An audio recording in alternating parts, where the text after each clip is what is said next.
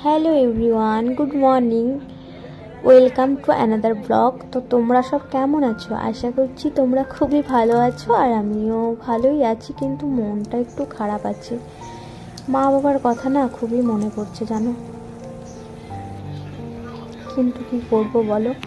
তোমরা তো সবাই আমার বাপের বাড়ির পরিচয় জানো না, কিছুই জানো না। তো আজকে একটু বাপের বাড়ির সব কিছুই শেয়ার করছি, কে আছে না আছে তোমাদের সাথে। স্কিপ করো না, ভিডিওটা দেখতে থাকো। তো আমার বাড়ি হলো বর্ধমান জেলায়। তো আমি মধ্যবিত্ত ফ্যামিলির একটি মেয়ে, একটি না, আমরা দু ভাই ও দু বোন ও মা বাবা থাকতাম।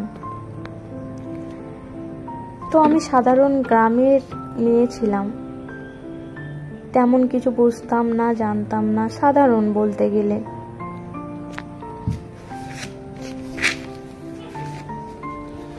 আমি, আমার মা বাবা আর দু দাদা আর একটা দিদি ছিল। বড় দাদা ছিল, বড় দাদা বাইরেই কাজ করতো।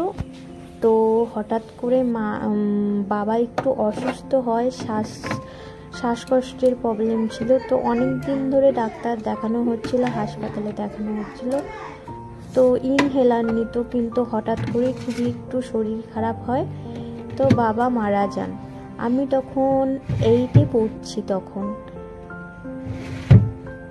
তারপরও বুঝতাম না কষ্টটা কি, কেননা মা ছিল তো, মা তো আগলেই রাখতো, মায়ের মতো তো কেউ হয় না। বাবা হারিয়েছি, তাও ভাবতাম হ্যাঁ, আমার যতটা শক্তি বল ছিল তার থেকে হাফ তো আমার মা, আমার বাবা হাফ, আমার মা হাফ। তো মা আছে যখন আমার অনেকটাই শক্তি বা অনেকটাই কষ্টটা কম হয়। তো 1 বছরের মাথায় তখন আমি 8 পাস করে 9-এ উঠবো, তখন আমার মাও হঠাৎ করে অসুস্থ হয়ে পড়ে। তো মাও মারা যান। তো ওই ওষুধ গায়ে আমি রেজাল্ট আনতে যাই আমাদের স্কুলে। আমি পড়তাম হলো সানকো হাই স্কুলে পড়তাম। তো তখন 9-এ উঠলাম আমি। তারপর থেকে সংসারের সব দায়িত্বই আমার কাঁধে এসে পড়ে। বাজার করা থেকে, রান্না বান্না করা থেকে, ঘর গোছানো থেকে, টিউশন পড়া থেকে, এবং স্কুলও ছিল আমার। কি করব কিছুই বুঝতাম না, কিছুই জানতাম না। দাদাও হেল্প করতো অনেকটাই, কেননা দাদার অনেকটাই চাপ ছিল। দাদা উচ্চ মাধ্যমিক দিয়ে এই কলেজে ভর্তি হয়েছে। দাদাও খুব ভালো পড়াশোনায় ছিল, মাধ্যমিকেও ফার্স্ট রেজাল্টে খুবই ভালো ছিল, স্টার মার্কস পেয়েছে ও। এবং আমার দাদা গলসি ব্লকের মধ্যে ফার্স্ট হয়েছিল। তো উচ্চ মাধ্যমিকেও দাদা ফার্স্ট হয়েছে স্কুলের মধ্যে। তো দাদা রাজ কলেজে ভর্তি হয়ে যায়। তখন দাদা বাইরে বেশিরভাগই কলেজেই থাকতো।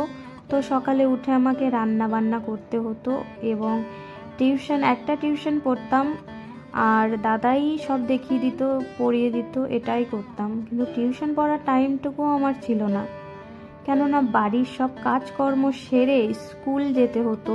তাও মাঝে মাঝে অফ দিতাম স্কুল, কেননা আমি এতটা সময়ই পাচ্ছিলাম না বলতে গেলে। তখন থেকেই বুঝতে পারতাম মা বাবা না থাকলে কতটাই কষ্ট।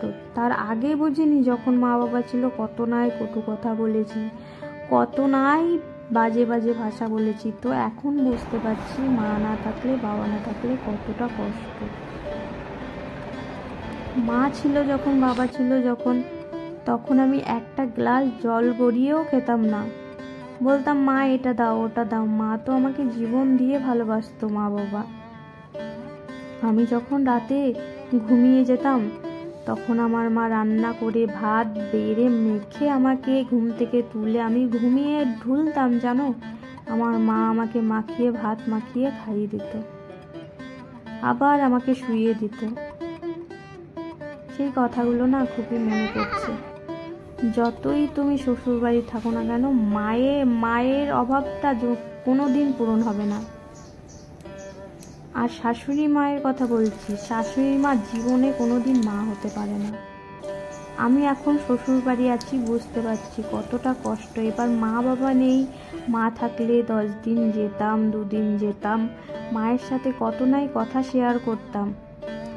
আমি যখন এখন দাদারা আছে, বৌদি আছে, যাই কিন্তু কাজ করি, ওখানে কাজ করে রান্না বান্না করে। দাদা তাও অনেক ভালোবাসে আমাকে। দাদা আমাকে ভাত বেড়ে, বৌদি না থাকলে রান্না করে ভাত বেড়ে দেয়, বলে খা। আমাকে কিছুই করতে দেয় না, তাও কি পারি? দাদা যদি কষ্ট করে আমি কি বসে বসে খেতে পারি বলো? আমি যথেষ্ট আমি দাদার হাতে হাতে হেল্প করে দিই। আর এখানের কথা বলছি, আমি এখানে নাও খেলে কেউ শুধবে না যে আমি খেয়েছি কি না খেয়েছি, আমি কি ভালোবাসি না ভালোবাসি, কেউ মানে বোঝে না। আর জানো তো, মা যখন আমাকে জন্ম দেয় তখন মাই চিনিয়েছিল যে আমি তোমার মা। শাশুড়ি কি পারবে? আগে শাশুড়িকে চেনাতে হবে বৌমাকে যে আমি মা তোমার, সেইভাবেই আমিও বৌমাও চিনবে, হ্যাঁ এটা আমার মা। অনেক করতে যাই, অনেক ভালোবাসতে যাই, কিছু বলি না যে মা হয়, শাশুড়ি মা হয়, মায়ের মতো সব কিছু করতে যাই, কিন্তু সেই মর্যাদাটাই রাখে না। আমাকে মেয়ে বলে মানেই না তো। মেয়ে হলে কি এরকম করে কথা শুনতে পারতো না, উল্টো পাল্টা বলতে পারতো? আমি তো পরের মেয়ে না।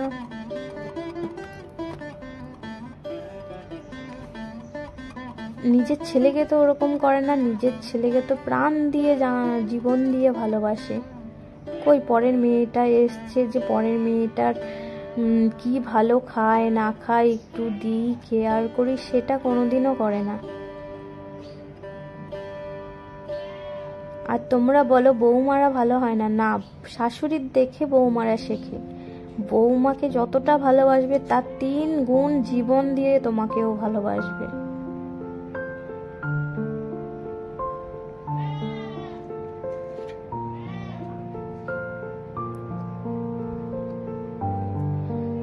যখনই না কেউ একটা কথা বলল, যেই হোক বাড়ির, শ্বশুর বাড়ির, তখন খুবই কষ্ট পেলে না, খুব কষ্ট হয় যখন কথাগুলো শুনে, তখন মায়ের কথা খুবই মনে পড়ে।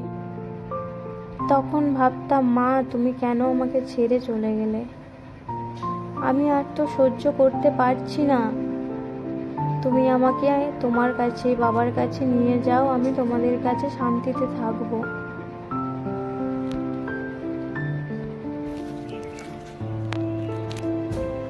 আমি আর পারছি না।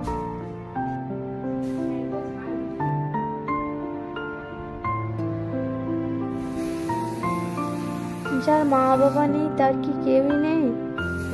অনেক ফ্যামিলি তো শ্বশুর বাড়ির শাশুড়িরা এতটাই ভালো হয়, বউদের এত সাপোর্ট করে, আমার বেলা কেন নয় বলো?